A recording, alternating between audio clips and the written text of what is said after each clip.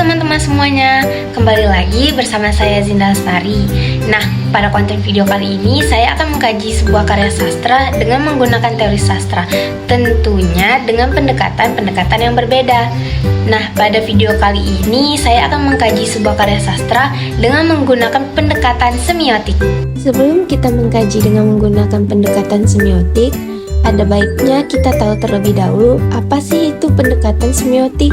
Semiotik adalah ilmu tanda, yaitu metode analisis untuk mengkaji tanda, di mana istilah ini berasal dari bahasa Yunani yaitu semion yang berarti tanda.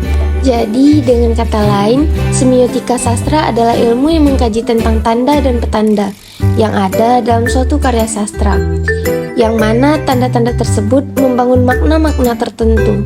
Dalam teori ini, semiotik dibagi menjadi dua bagian, yaitu penanda dan petanda.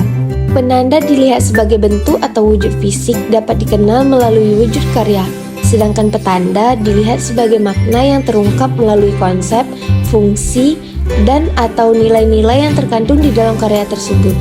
Menurut Berger, semiotika ini memiliki dua tokoh, yaitu Ferdinand de Saussure dan Charles Sanders Peirce.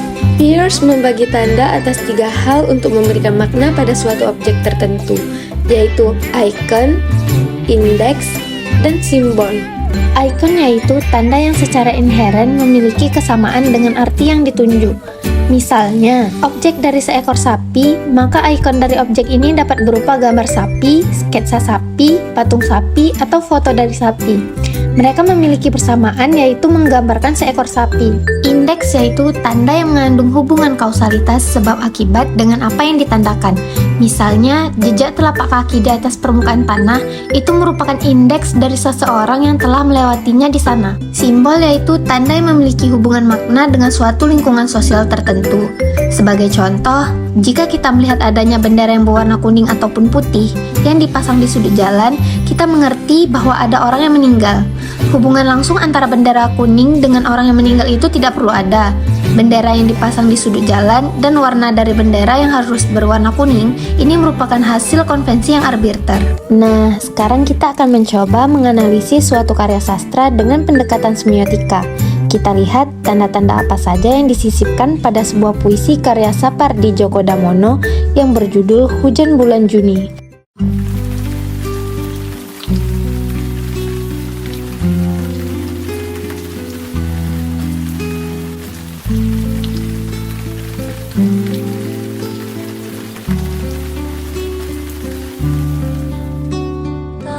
Icon pada puisi Hujan Bulan Juni terdapat pada bait tak ada yang lebih tabah dari hujan bulan Juni, sebagai tanda hujan, sebagai kasih sayang yang berarti kesabaran serta kasih sayang hujan agar tidak turun ke bumi pada bulan Juni. Dikarenakan bulan Juni merupakan termasuk ke dalam daftar bulan kemarau, jadi rasanya tidak mungkin hujan turun di bulan Juni. Kalimat ini memiliki makna kesabaran seseorang untuk menahan atau tidak menyampaikan perasaan sayang dan rindunya pada orang yang ia kasihi. Icon yang kedua terdapat pada bait tak ada yang lebih bijak dari hujan bulan Juni. Sebagai tanda, hujan memiliki arti yang bijak dan mampu. Agar tidak turun ke bumi, maknanya adalah kemampuan seseorang menahan diri untuk tidak menyampaikan perasaan sayang dan rindunya. Kemudian, ikon yang terdapat dalam puisi Hujan Bulan Juni yaitu pada bait tak ada yang lebih arif dari hujan bulan Juni, sebagai tanda arif yang berarti cerdik dan pandai. Maknanya yaitu seseorang yang pandai menyimpan perasaan dan rindunya kepada seseorang yang dikasihinya. Indeks pada puisi Hujan Bulan Juni terdapat pada bait dihapusnya jejak-jejak kakinya yang ragu-ragu di jalan itu. Hubungan kausalitasnya yaitu jejak kaki yang terhapus ketika hujan turun ke bumi.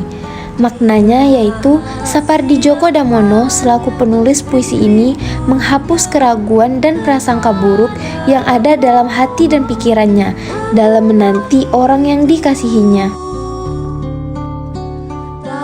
Simbol pada puisi Hujan Bulan Juni terdapat pada bait dirahasiakannya rindunya kepada pohon berbunga itu.